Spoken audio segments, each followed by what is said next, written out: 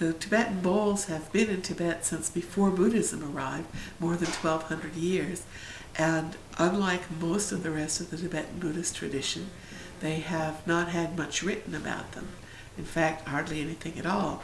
So most of us in the West who play the bowls or work with them have kind of had to find our own way of how to do it.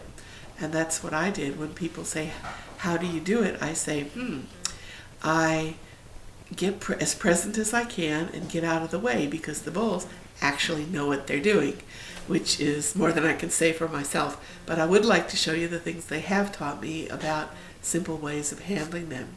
Now, as you can see from this collection, the bowls come in a variety of different shapes and sizes. And when you go to the pick out a bowl of your own, one of the things I'd like to tell you is that the wide shallow bowls, which are new, which are currently available, are quite hard to sing compared to the deeper shapes. So you'll notice that most of my bowls have one or another of the deeper shapes. I'm going to start with the very largest one because it makes a wonderful sound, and because it's fun to play, and because you can see what I'm doing. This bowl is a large older bowl. It has a tone in the general range of D, or the second chakra. Thing about the Tibetan bowls is they came along long before the Western sound system did, so many of them are not musically well tuned to the C, D, E, F, G, A, B scale that the West uses. So we just get close, and if you ask for a bowl that is a D, you may get anything from pretty much C sharp all the way to E flat. This one's fairly close in the middle of the range. How do you hold your bowl? With a big bowl, it's pretty simple because you can't get your hands up around it. When you pick up a littler bowl, especially when you're starting and you're afraid it's going to fall off your hand, there's a tendency to roll your fingers and thumb around it, which keeps it from singing. So if you're going to use a small bowl, you want to put it on the flat of your hand and use just your thumb, or I often use, and I'll turn my hand around so you can see it, my fingertips, and you see how it doesn't come up the side of the bowl and helps the bowl to be more able to sing.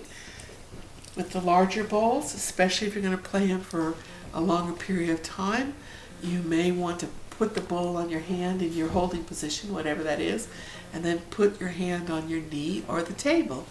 Those are all okay. Some folks hold them and tilt them a little bit. That's okay if you don't push them off your hand.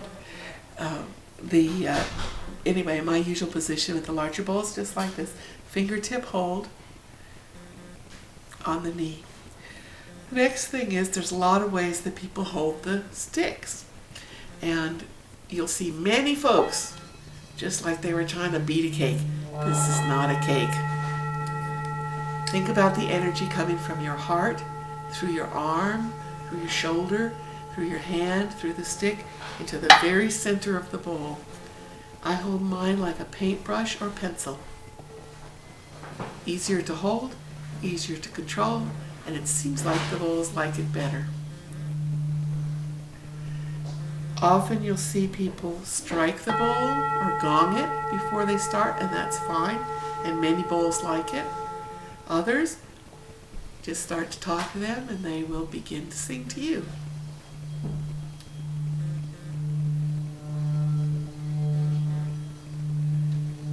If you get a chattery noise like that, I have to make it on purpose now, but you'll find it does it not on purpose sometimes.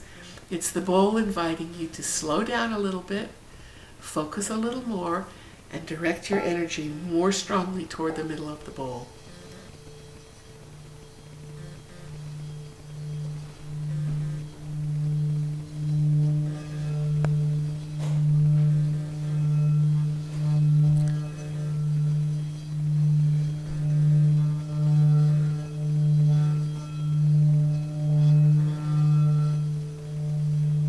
In the Buddhist tradition, when you encircle the bowl in a clockwise fashion, you send the blessing to all beings everywhere, which of course includes yourself.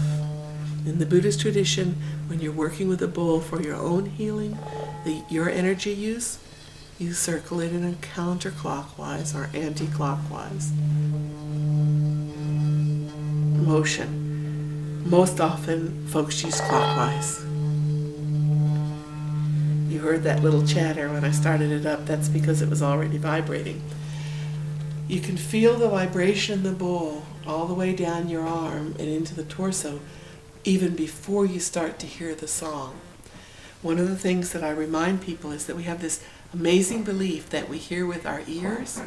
The truth is that you hear with your whole body, and the organizing energy of the bowls will really literally penetrate to the marrow of your bones. Enjoy it with your whole body, your mind, your heart, your gut, your bones, and let that organize, heal, and refresh all the energy that flows in you. Now,